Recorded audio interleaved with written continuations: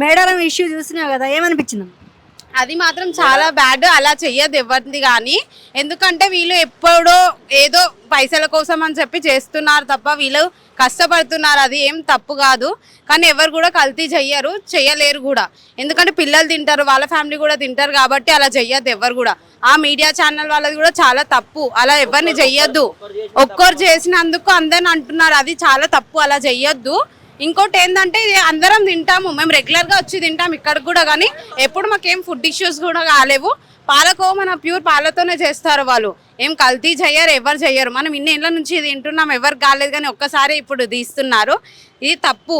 ఎందుకంటే మనం ఎన్నో చిన్నప్పటి నుంచి తింటున్నాం, కొత్త నా ఇంట్లో కూడా చేసుకుంటాం కాబట్టి వీళ్ళేం కల్తీ చెయ్యరు. అందరు ఫుడ్ బాగానే ఉంటుంది. ఇంత చిన్న చిన్న వీటికి మాట్లాడుతున్నారు, పెద్ద పెద్ద హోటళ్ళకి ఎందుకు వెళ్ళి మాట్లాడతలేరు? అదే పెద్ద పెద్ద హోటళ్ళల్లో చూడొచ్చు కదా, బిర్యానీలు ఎంత గలీజ్గా పెడుతున్నారు, ఫుడ్ మొత్తం పురుగులు వస్తున్నాయి, అవన్నీ చూస్తలేరు. కానీ చిన్న పాలకోవా కోసం చూస్తున్నారు. ఎవరు కూడా ఇలా చెయ్యకండి. ఎందుకంటే పాపం వాళ్ళు ఏ నుంచో వచ్చి ఇక్కడ బతుకుతారు. మనం మన దగ్గరకు వచ్చి బతికినప్పుడు మనం అందరినీ మంచిగా చూసుకోవాలా.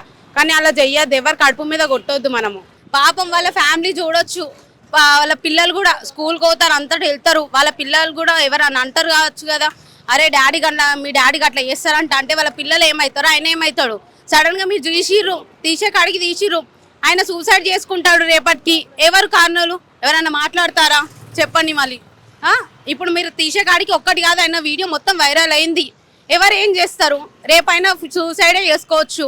మీ తీసిన మీడియాలో ఏమైనా వచ్చి కాపాడతారా? వాళ్ళ ఇంట్లోకి ఏం చేస్తారు?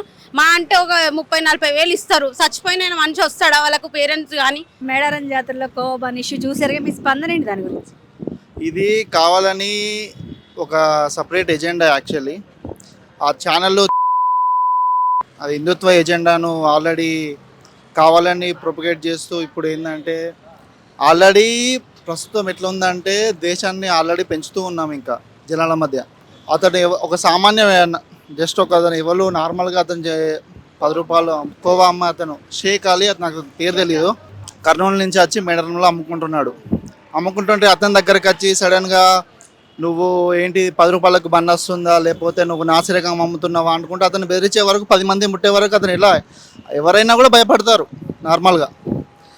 అతను అలా చేసే వరకు ఆటోమేటిక్గా అతను ఒకటేసారి భయభ్రాంతిలోకి గురయ్యాడు. అప్పటికి అతను మీరు తింటారా అని ఒక ఆమె అడిగింది. ఆమె రిపోర్టరు కాదో తెలియదు, కానీ ఆమె డైరెక్ట్ మైక్ పెట్టే వరకు ఆయన తిని చూపించాడు. అప్పటికి తిని చూపించినా కూడా నమ్మకుండా అతని మతం ఏంటో కనుక్కొని అతన్ని బ్లేమ్ చేయడము.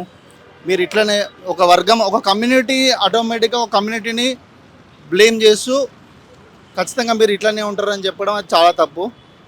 ఇప్పటికే అతన్ని ఆ మీడియా మీద చాలా నెగిటివ్ వచ్చింది. నా తరపున కూడా చాలా క్షమాపణలు చెప్తున్నా అతనికి, షేక్ అలీకి. ఎందుకంటే తెలంగాణలో చాలామంది అట్లుండరు, ఎవరో ఒకరు ఇట్లా చేసిన తప్పుకి చాలామంది బ్లేమ్ అవుతుంటారు.